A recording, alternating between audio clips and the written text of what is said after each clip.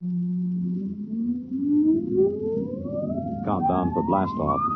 X minus 5, 4, 3, 2, X minus 1, fire.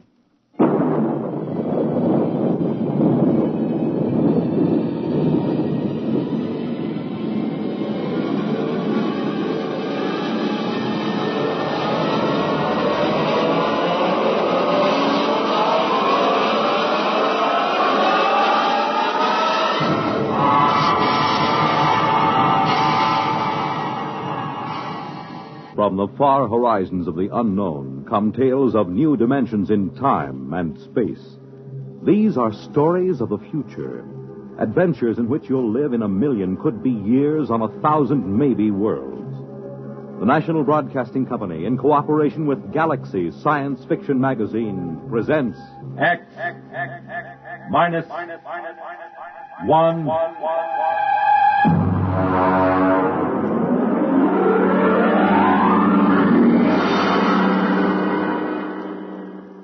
Tonight, the discovery of Mornial Mathaway by William Tent.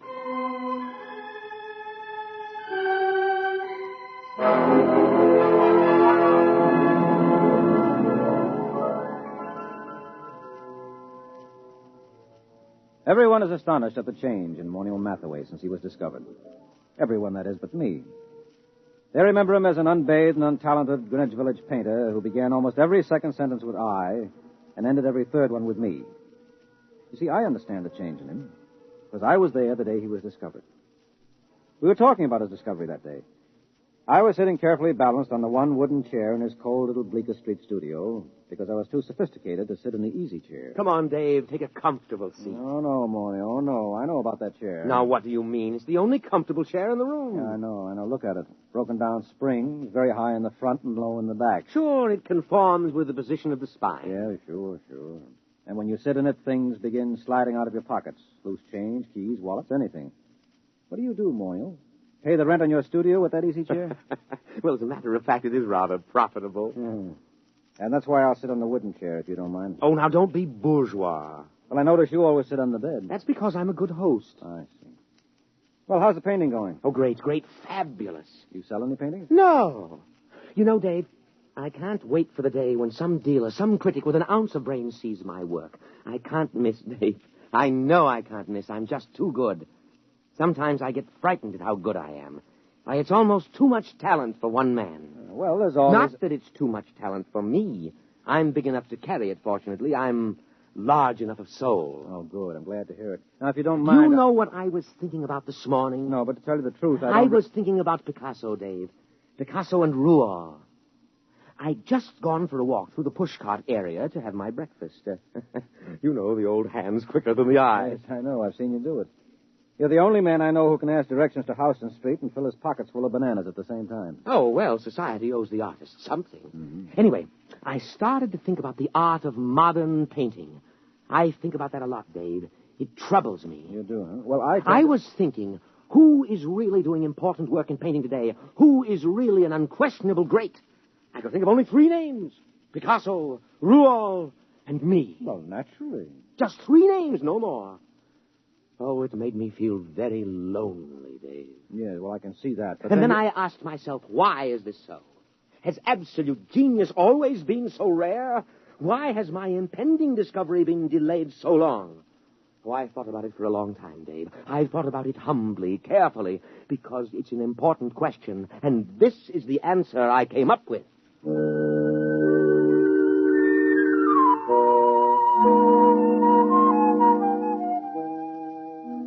Don't bother waiting for the answer that Mornial came up with. It turned out to be a theory of aesthetics I'd heard at least a dozen times before from a dozen other painters in the village. Mornial was a bad painter, there was no question about it. I say that not only from my opinion. I've roomed with 2 modern painters, and I've been married for a year to another, but... Well, for example, a friend of mine, a fine critic of modern art, took a look at one of Mornial's paintings, which he hung over my fireplace in spite of my protests, and just kind of stared slack-jawed. What does he call that technique? Well, he says it's smudge on smudge. Well, I can believe it. Smudge on smudge, white on white. Non-objectivism, neo-abstractionism, call it what you like. There's nothing there, nothing. Well, it doesn't even have the interest of those paintings that chimpanzee did a couple of years ago. He's just another of those loudmouth, frowsy, frustrated dilettantes that infest the village. Why do you waste your time with him? Well, for one thing, he lives right around the corner, and he's kind of colorful in his own sick way. And he does have one great talent. It's not in painting. No. Now, you see, I just get by as far as living expenses are concerned. Things like good paper to write on, good books for my library, I can't touch them. And sometimes the yearning gets too great. You know, a newly published collection by Wallace Stevens. Well, if I find one I want, I just go over to Mornial's and tell him about it. He doesn't lend you money. Oh, no. Now, you see, we go out to the bookstore and we come in separately.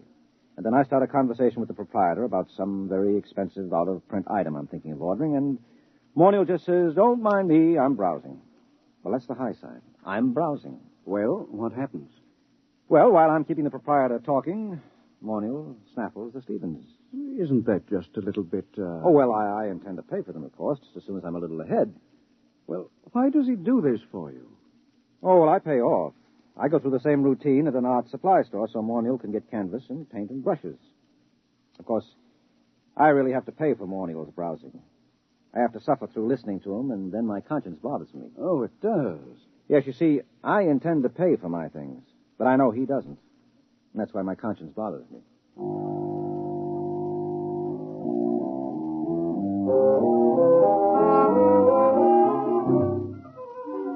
Well, here he was the day he was discovered, sitting in his room, and Mornial was running on about his own genius. No, I can't be as unique as I feel. Other people must be born with the potential of such great talent, but it's destroyed in them before they can reach artistic maturity. Why? How? Well, let's examine the role that society plays in all of this. What's that? You got a hi-fi set? Nonsense. That's a crass materialistic concept that I should... Something is happening. Hey, why did you put the purple lights in? Purple? Oh, what's that? Look, it's shimmering. It's coming right through the wall. It looks like a box. We can't both be having an artistic vision. You're not the type. No, I'm not, and I'm not drunk either. Look out, something's going to happen. Mornial Mathaway? Who are you? Where'd you come from? You are Mornial Mathaway? Yes. My name is Glescu. I bring you greetings from 2487 A.D. Oh, 2487. A.D.? I realize this is a difficult phenomenon for you to grasp entirely, but here I am. We will now indulge in the 20th century custom of shaking hands. Mr. Mornial Mathaway? Oh, well, sure. Shake. Yeah. And you, sir? Yeah, sure. I don't mind. Shake. What a moment. What a supreme moment. Oh, what do you mean, what a moment? What's so special about it? Are you the inventor of time travel? Me, an inventor? No. Time travel was invented by Antoinette Ingeborg, and, well, that was after your time. It's hardly worth going into at the moment, especially since I only have half an hour. Why half an hour? The skin drum can only be maintained that long. The skin drum is, well, call it the transmitting device that enables me to appear in your period. There is such an enormous expenditure of power required that a trip into the past is made only every 50 years. The privilege is awarded as a sort of go-bell. I believe I have the word right. It is go-bell, isn't it? The award made in your time? Well, you wouldn't mean Nobel by any chance, a Nobel Prize? That's it, the Nobel Prize. A trip is awarded to outstanding scholars as a kind of Nobel Prize. Once every 50 years, the man selected by the Gardemax is the most preeminent, that sort of thing, you know. Up to now, of course, it's always gone to historians, or they frittered it away on the siege of Troy and the first atom bomb explosion at Los Alamos, or the discovery of America, things like that. But this year... Yes?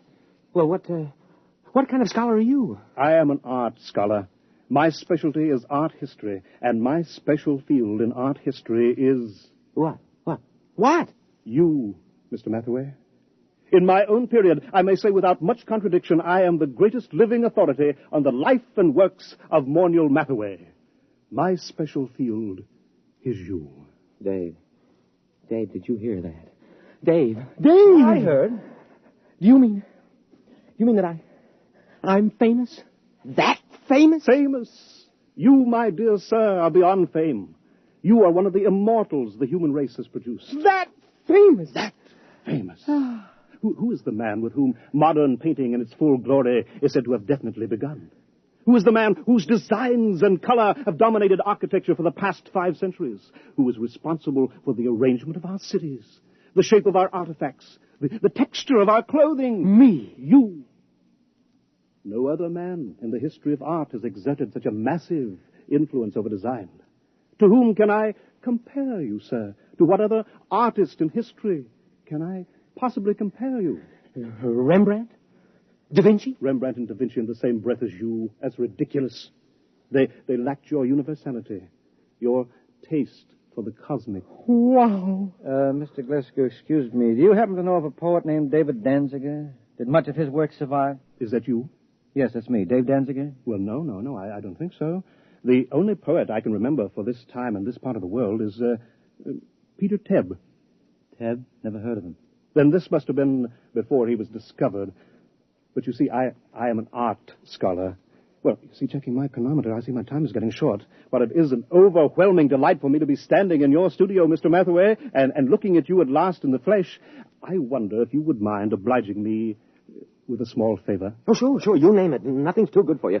What do you want? I wonder, I'm sure you don't mind, could you possibly let me look at your painting? The one that you're working on at this very moment. Well, sure. I have one right over here. Just, I'll pull the easel around.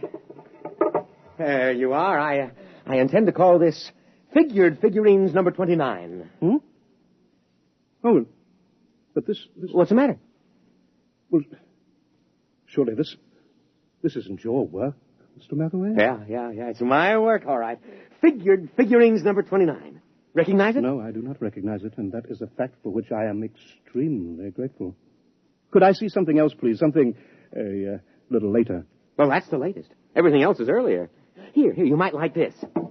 Now, I call this Figured Figurines number 22. I think it's the best of my early period. Oh dear. You know, well, this looks like smears of paint on top of other smears of paint. Right. Only I call it smudge on smudge.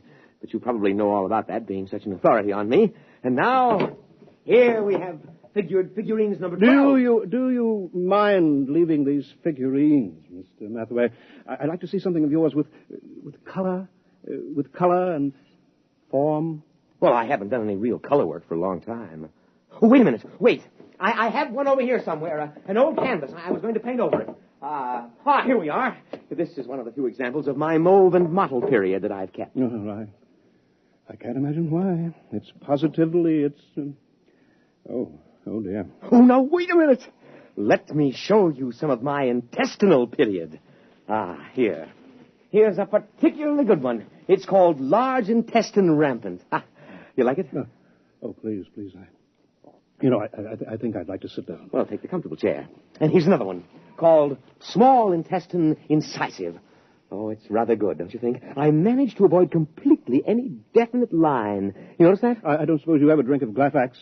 Oh, no, of course you don't. It hasn't been invented yet. Oh, now here's one that's bound to be great. It's one of my earlier smudge on smudges. It's called Fly Ash.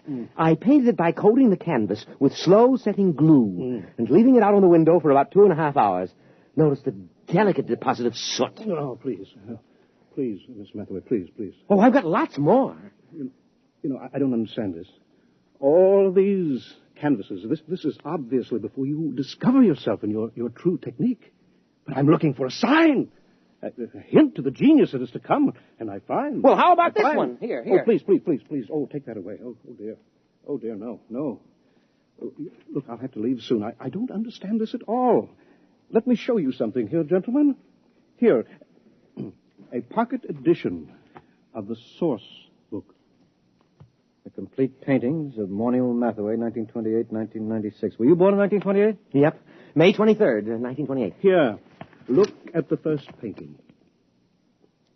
Well, that's beautiful. I mean, the color, that's incredible. Oh, well, that stuff. Well, why didn't you tell me you wanted that kind of stuff? You mean you have paintings like this, too? No, not paintings. One painting. Oh, I did it last week as a sort of an experiment, but I wasn't satisfied with the way it turned out, so I gave it to the girl downstairs. Would you like to look at it? Oh, yes. Very much. Well, here, I'll just toss your book on the bed. Come on, it won't take a minute or two.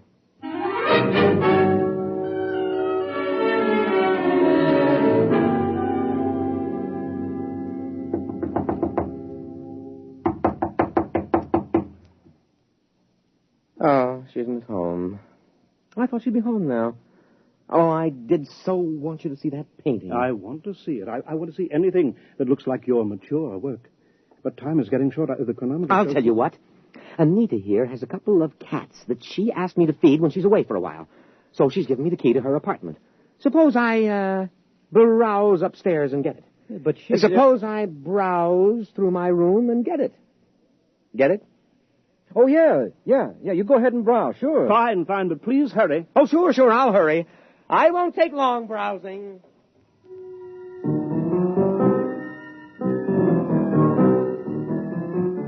Well, that was it, the high sign. I'd seen Mornial Mathaway in action too many times as a shoplifter not to understand it. He was going upstairs to lift that book that he'd dropped on the bed. I knew he hadn't ever painted a picture like the one in the book, but he would now. Only he wouldn't paint them. He'd copy them. Well, I started talking automatically. You, paint yourself, Mr. Glasgow? No. Of course, I wanted to be an artist when I was a boy. I imagine every critic starts out that way, but I found it far easier to write about paintings than to do them. Once I began reading the life of Mornial Mathaway, I knew I had found my field. Not only do I empathize closely with his paintings, but he seems so much like a person I could have known and liked. That's one of the things that puzzles me. He's quite different from what I had imagined. Yes, I'll bet he is. Of course, history has a way of adding romance to an important figure. Mm-hmm. Oh, dear, I'm running out of time here. Do you think you'll be back with the key soon? I've practically no time left. I've just got to get upstairs to the time translator. I just can't wait. I'll have to hurry now. Oh, dear, I did want to see an original Mathaway. I did want to. Mr. Mathaway, Oh! What's the matter? The time translator, it isn't here. It's gone. The book is gone, too. And Mathaway, he stranded me here. He must have figured out that getting inside and closing the door made it return. Yeah, he's a great figure. And he'll probably figure out a very plausible story to tell the people in your time to explain how the whole thing happened. Why should he work his head off in the 20th century when he can be an outstanding hero-worship celebrity in the 25th? So what will happen if they ask him to paint merely one picture? Oh, he'll probably tell them he's already done his work and feels he can no longer add anything of importance to it. He'll no doubt end up giving lectures on himself. Don't worry. He'll make out. It's you I'm worried about. You're stuck here, aren't you? Are they likely to send a rescue party after you? No. Every scholar who wins the award has to sign a waiver of responsibility in case he doesn't return. No, I'm stuck here. Tell me, is it very bad living in this period? Well, not so bad. Of course, you'll need a Social Security card. And I don't know how you go about getting one at your age. And, well, the immigration authorities may want to question you since you're sort of an illegal alien. Oh, dear. That's awful. Wait a minute. It needn't be. I'll tell you what. Mornial has a Social Security card. He had a job a couple of years ago. He keeps his birth certificate in that drawer along with his other papers. Now, why don't you just assume his identity? He'll never show you up as an imposter. So do you think I could? Won't I be... well, won't his friends, his relatives... No, he hasn't got any family, and I'm about the only friend he's got. You could get away with it. Maybe grow a beard and dye it blonde. Naturally, the big problem would be earning a living. Being a specialist on Mathaway and the art movements derived from him wouldn't get you set an awful lot right now. But I could paint. I've always dreamed of being an artist. I don't have much talent, but there are all kinds of artistic novelties I know about, all kinds of graphic innovations that don't exist in your time. Surely that would be enough, even without talent, to make a living for me on some third or fourth-rate level.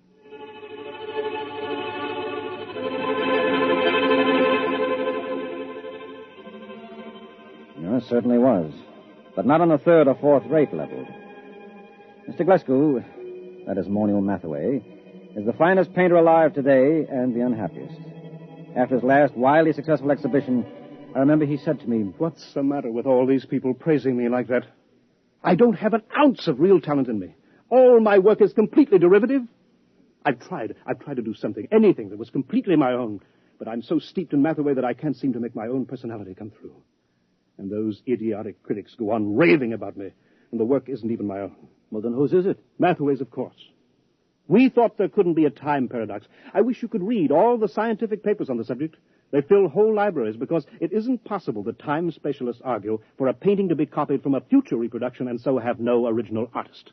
But that's what I'm doing. I'm copying from that book by memory. Look, Glasgow, that is Mathaway. Don't knock yourself out. But it's dishonest. No, it isn't. You're deliberately trying not to copy those paintings.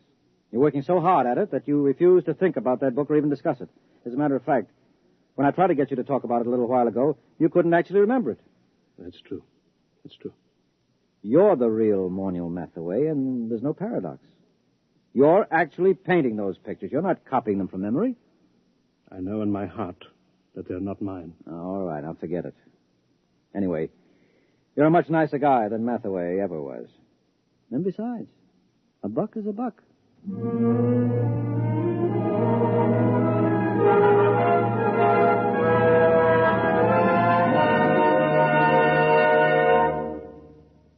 You have just heard X-1, presented by the National Broadcasting Company in cooperation with Galaxy Science Fiction Magazine, which this month features Lulu by Clifford D. Simak, a story which demonstrates that a spaceship should be a darb, a smasher, a pip, a beaut, but man all battle stations if it ever becomes a sweetheart of a ship.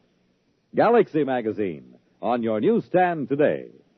Tonight, X-1 has brought you The Discovery of Mornial Mathaway, a story from the pages of Galaxy written by William Tenn and adapted for radio by Ernest Kenoy.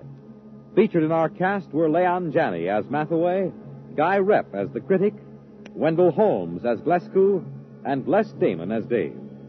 Your announcer, Fred Collins. X-1 was directed by Daniel Sutter and is an NBC Radio Network production.